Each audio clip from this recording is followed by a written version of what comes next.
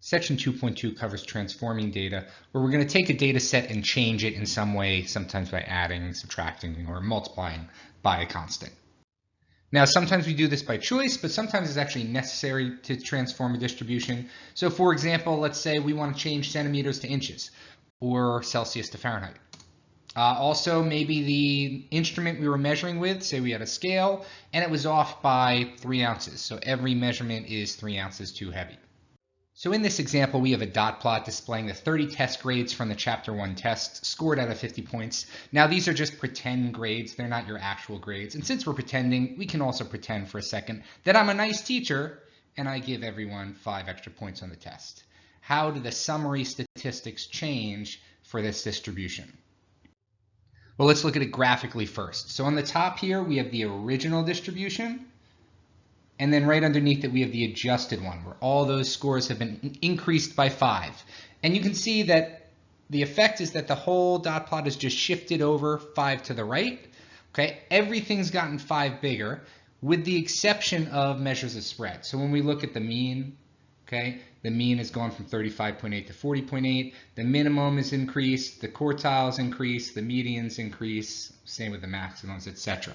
All right, now the things that don't increase are things measuring how spread out the distribution is. So the standard deviation was 8.17, it's still 8.17. The simplest way to envision this is by looking at the range. Okay, the range started at 36, difference between the maximum and the minimum, and it's still 36 after we add 5 to every value in the data set. Okay, and that's the explanation for why the IQR stays the same also. Okay, measures of center and location will change, mean, median, minimum, maximum quartiles, those types of things, percentiles. Shape and measures of spread do not change. Okay, it's still going to have that same skewed left shape, and all those measures of spread are unchanged. Now let's say we want to change the quiz grades, which are out of 50, to percents, which are out of 100. We'll need to double every score. And let's do this with the adjusted quiz grades, which we've already added the 5 points to. So we can see that in this top dot plot here. And you can see once we double the scores, the distribution gets a lot more spread out. And if we look at all of the metrics here, whether they're measures of center like the median or the mean, or measures of spread like the range or the standard deviation, everything has gotten twice as big. To summarize the key concepts from transforming data, if we're adding or subtracting a constant to every number in a distribution, it's going to change the measures of center and location, but the shape of the distribution and the measures of spread will stay the same.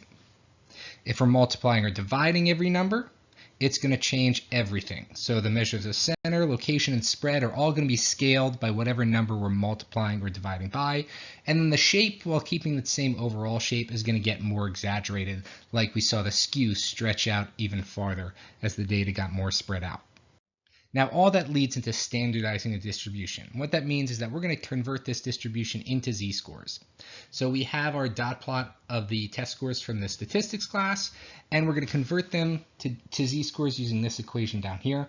Okay, we take each score, we subtract the mean score of 40.8, and then divide that by the standard deviation. So we are both subtracting a number, which will change the measures of center, all right, and we're dividing, which is going to change everything. So here you can see the effects of that transformation. Up in the top dot plot, we have the original test scores, and then below it, we have the dot plot showing the z-scores, right, which have been transformed using this equation over here. And let's look at the 3 main components of SOX, the shape, the center, and the spread, as to what's happened with each of these. So shape, as you can see, it's unchanged, all right, regardless of whether adding and subtracting or multiplying and dividing, the shape will be the same. Okay, the center shifted left 40.8 because we subtracted 40.8. So originally the mean was right here, all right? The whole dot plot slides over to the left and the center ends up right at 0. Now, along with shifting it left by 40.8, it's also getting divided by 8.17, but 0 divided by 8.17 is still a 0 there. The spread, the variability, doesn't get that shifted left. It only gets divided by that 8.17. So the standard deviation, which was originally that value, gets divided by itself. And in a standardized distribution, you're always going to have these 2 same main features there, a mean of 0 and a standard deviation of 1.